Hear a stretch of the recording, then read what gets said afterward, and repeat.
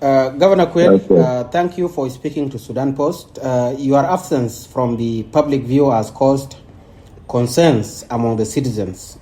Could you please clarify your current location? First of all, I would like to thank the Sudan Post for having this opportunity with me. Regarding my place, I'm now in South Sudan, in Juba. Since my release from the court, I've been in town for that long. I think it is 1 year and a month now since that time. So I'm around. I'm in Juba. Okay, there are these suggestions that there have been travel restrictions that have been placed upon you, with some alleging that you were unwell, but you were prevented from seeking medication abroad. Can you address these speculations? Yeah, it is true. It is true that I am restricted from traveling. Not just restricted, but my passport was confiscated at the international airport. That was on the 9th of April, on the 19th of April, 2023, on my way to India, because I was referred to India even before I was arrested. And then during the time when I was in the prison, I was also referred when I have one and a half months sick in the hospital. I was also referred, but because I was under detention, I could not be allowed to travel. But after I have been acquitted from the court, I prepared myself to go to India, where I was prepared to go and seek medication because I have problem with my spine cord, and something need to be done as a surgical work. This is beside other diseases like diabetic and blood pressure and cholesterol and many other sicknesses. Okay, well, But upon the report to the airport, the national security person confiscated my passport, and they did not tell me exactly why they are keeping my passport up to today. I have made attempt to get my passport back, but I did not succeed. So it is not just a restriction, but my travel documents are confiscated, and they are with national security up to now. okay, Governor Kuel, you have indicated that you have a problem with your spinal cord.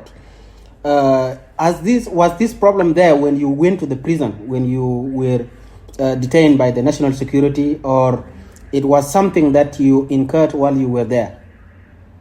No, this has been there.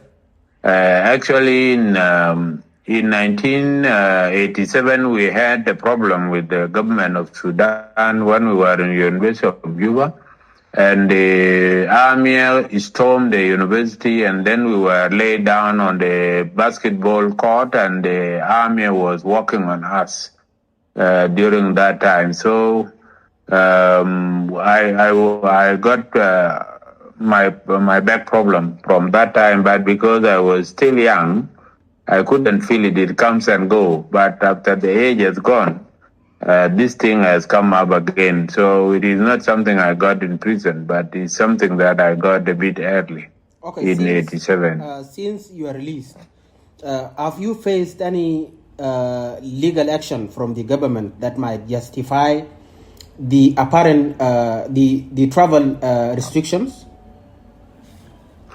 Not really. I know that the Ministry of Justice appealed against the decision of the court because the court said that there was no question to answer, because after investigation for almost 2 months, from the 2nd of October up to the 2nd of December, 2022. And after I responded to all the allegations that were leveled on me, the special court that was composed of 3 judges came to conclusion that there was no case to answer because I did not break any law, but I was exercising my citizenship right, my fundamental right of liberty, freedom, and freedom of speech. So there was no law that I broke. But still, the Minister of Justice made an appeal like any other case. When somebody did not win the case, they would like to pursue, even if there is no base. But according to law, if you are acquitted without any charges against you, there will be no reason for you to be taken for any trial. So what is happening is just a political prosecution, more than being a criminal case. It is a political prosecution that they want to limit my movement. They want to limit my, and even the president has wished that if he would have arrested me and killed me, that would have been the better option, because at one time I met with him at the airport and he greeted me and he said, "Is it because I don't kill people that people are opposing me?" And I told him, you cannot just arrest somebody and kill, because you kill somebody whom you are fighting with. But I'm not fighting with you. And even though the president does not have power to arrest and kill, and we have that encounter, and then we part our ways.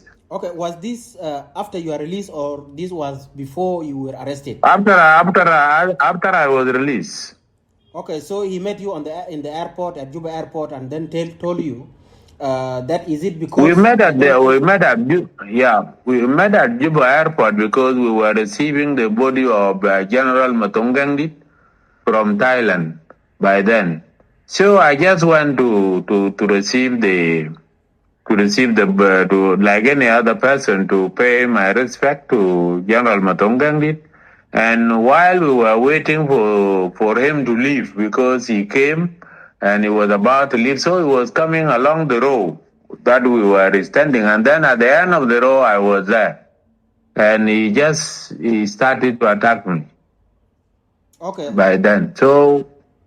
Yeah, okay. Given these travel limitations, because it is clear that your political rights have been limited, and given these travel limitations, how does that affect your health? And can you have any message to tell to the authorities? Yeah. First of all, it is a violation of my human rights. First, I have right for movement. I have right to move out of the country and return. And that is Article 27(2) of the Constitution of the Republic of South Sudan. Allow the citizen to get out and return without restriction. So that is a violation of that article, and that article is part of liberty and fundamental freedoms in the Constitution of South Sudan, Part 2 of the Constitution. So it is a restriction on my personal right. Also, the same article 27(1) give a freedom for a citizen to travel wherever he want to move within the country. Now, even me to move within the country is limited. I have to inform the authorities if I want to go anywhere beside Juba. So it is actually a limitation on my freedom of movement, freedom of everything. So it is not something easy, and it affects, because I should have gone for further investigation, medical investigation, because when I was in prison, I got terribly sick. And I don't know what was the cause of sickness, because I have never been admitted in hospital in my lifetime. So that was the first time I stayed in the hospital for more than a month.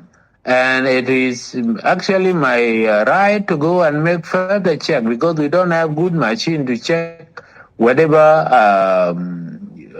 the sickness that has been in the body. Without any surgery, I'm now threatened to get paralyzed at any time on my side, because the spine cord that has come out from the main cord is affecting the nerves that move from my leg to my head. So that is also threatening my life and my physical ability to be able to move around. So it is actually life threatening. Okay, Governor. And it's threatening me to be disabled at any time. Okay, Governor Kuel, you have never had the opportunity to speak to the media since your release in December 2022. Can you walk us through the experience during the detention? Of course, as you know, I after we have made a release of our declaration of PCCA, I was in my house, and then somebody called me and said, "Can we meet to discuss something?" Upon my coming out from the house, I was actually arrested at the fuel station without a warrant of arrest, and I was taken straight to Blue House of National Security. I spent there 11 days, and then without any investigation, without any questioning in the National Security, and then after 11 days, I was handed over to CID, to police, and then straight from there I was taken to Central Prison, and I was kept there for 15 months without any investigation. And then all my documents were taken to Sudan, like my computer, my telephone, to be checked. So the situation in the national prison is actually very bad. You know, it's more room of about 6 by 5, accommodate over 20 people. This is where do you sleep? And I was not even within prison. We were at the corner where we are not allowed to mix with other prisoners in the prison. So there was even restriction inside the prison, and for the visit of the family, they are only allowed twice a week to see me, not all the time. What they usually do is to allow the food to be brought to me in the prison, because I was not taking food, because I have a special condition that I must have a certain type of food to eat. So my family was bringing me food from outside. I was not being given food from the prison. So the condition and sometimes they restrict my visit, especially when the time of going to court was arrived. The Inspector General of Police, by then Majangake, restricted visit until I have to complain in the court that I'm restricted, and it was court who lifted the restriction of my visit after I have complained.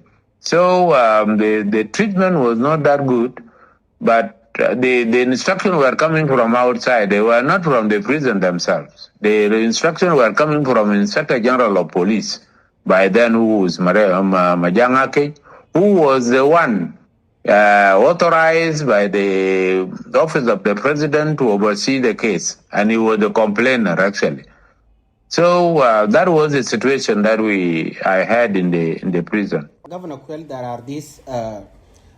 are different opinions around the upcoming elections. Some, including the president and the SPLM party, are advocating that the election take place in December 2024, which is this year. And some others, including Riek Machar and his SPLM-IO, think that the country is not ready for it. What is your informed perspective on this critical issue? You know, the talking about election is a joke as far as the general situation is concerned. At first, election was supposed to be the end of the implementation of revitalized agreement for resolution of conflict in the Republic of South Sudan. The conflict in the Republic of South Sudan has not been resolved because that was the main reason for agreement. It was to resolve the conflict. It is not a peace agreement, as some people would like to say it. It is an agreement for resolution of conflict. And that agreement has never been implemented. It is only chapter 1, the formation of a government, that has been done. But even that government has not been fully formed. It is partially formed. Like, for example, the commissions has not been formed. So that is the first thing, that the agreement that was supposed to facilitate and create conducive environment for election has not been done. Has not been implemented. Second, the reconciliation and healing process that was supposed to happen has not been done. Third, the constitutional reform that was supposed to be done so that the judiciary is independent has not been done. And beside all that, election is a practice of a democratic society. It is a democratic society that exercises election. Now, are we democratic? SPLM, IG, since 2008, convention, they have never held any national convention in the middle. So all the institutions that are there are not elected institutions. They are appointed institutions. Also, the IO and the rest of other political organizations have never had opportunity to mobilize, register, and conduct conferences so that they have internal democracy. How can an undemocratic institution go for democratic process? I think this is something that people need to know. The third thing is that SPLM, IG, SPLM, IO, and SAWA are political military organizations. That is why you want to have these military unified forces. And since they are military political organizations, I have never seen a situation where a military organization go for election. Because the military usually that doesn't accept any defeat. So if a military organization is defeated by election, then what next? What the military do is when it is defeated, it withdraw and then reattack. So it is an invitation of war. People are going to go into war. The fourth other element is about the permanent constitution. On which basis are we going to hold election? The election is supposed to be held based on the new permanent constitution of the Republic of South Sudan, whereby people will decide the size of the government, the type of system that we are going to have, whether we are going to have a federal system or we are going to have a decentralized system and all this. These issues has not been resolved yet.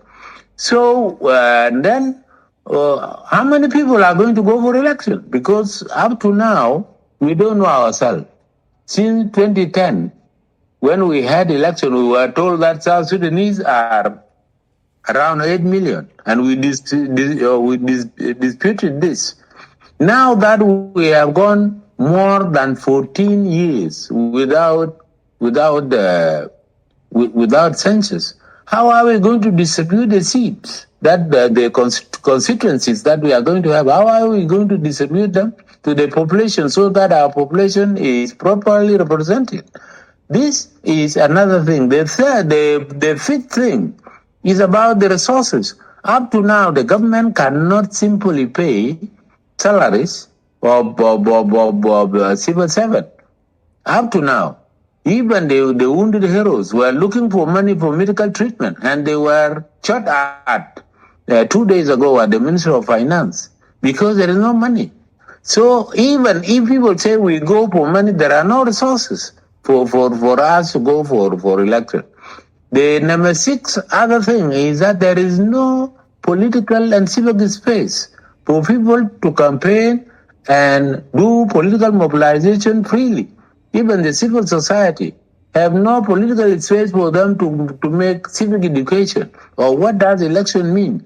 Because as a nation, we have never had election in our life. This is the first thing for us to do. What does it mean? It is not a question you vote for SPLM and vote for Kirmanadi. The people will have otherwise. They will think to vote for whoever they want. And so long as there is no political and civic space for everybody to campaign, then what do you mean by fair, credible, and transparent election? Because the situation is being controlled by one political organization, that is SPLM-IG. So all this put together, and then the most important thing is the election commission itself. The election commission is not formed according to the law, because the law says that the members of the National Election Commission are supposed to be independent, to be neutral, to be impartial, and non-partisan. And as a result, they will be able to be independent in making decisions. Now, if you check the degree that was made by His Excellency, the President of the Republic, all the members of the National Election Commission are representative of political organizations, particularly those who are parties to the agreement. So is this election only for political organization or political and military organizations that are part of the revitalized agreement, or is it for everybody? So these are the issues that are clear, that what we are going is not a election, is not fair, is not credible, is not transparent election, but it is to legitimize a military rule to make it legitimate, because it does not have any legitimacy. This is the intention of the current parties who are in the government. So this is, and in short, what I can say about this election. I think there are no election. People of South Sudan are being deceived that you are going for election. And even if you don't, if you agree, okay, let us go, they will not go, because practically it will not happen. Okay, Governor Kuel, as a former governor and a civil rights activist, you think, based on your assessment of the revitalized peace agreement, you think that it has not addressed the concerns and the grievances of the people of South Sudan, which are outside the circle of elites in our country? It has not. It has not addressed, because the first thing is security. Now, how do we have security? In the rural areas where we are going to register people and vote. If you see what is happening between Apuk and Wow, Dinka community among themselves. If you see what is happening between the Agwok and Kwach within Warab itself. If you see what is happening between the Ngok Dinka and the Twitch Dinka, and they have now drawn in part of the Nuer from Mayom, and then also the same situation within Tony itself, Luach and Law, and then there is a problem also between the Pakamagar and Luanpair. So the situation, people are fighting, and then you can see in Jongle, the Murle and the Dinka and the Nuer and the Dinka and the Nuer and Murle, and all that confusion that is happening in that corridor. How do you expect election to take place in that confused, insecurity environment? It can't. The returnees, you can be registered today here, and tomorrow, you because of insecurity, you will turn up somewhere. Will we carry a ballot box to follow the displays? Or what do we do? And the refugees, because one of the conditions was to return the refugees and displaced to their original places. They are not. What are we going to do? Okay, Governor Kuel, if you can meet President Salva Kiir and First Vice President Riek Machar today, what would you tell them? I will tell them that you people let the people of South Sudan undertake an interim period. The interim period should be based on the following. First of all, there should be a presidency, of which there should be 3 people, one from each region, and that person should be elected within the regional conference, like what happened in National Dialogue. And those 3 people will form what we call the head of the state. And they should only have limited responsibility, sovereignty, foreign affairs, and then the defense. This should be their responsibility. And then we need to have a cabinet of not more than 21 ministers. And they are also supposed to be elected in regional conferences, like what happened in WOW and those that happened in Juba for Upper Nile.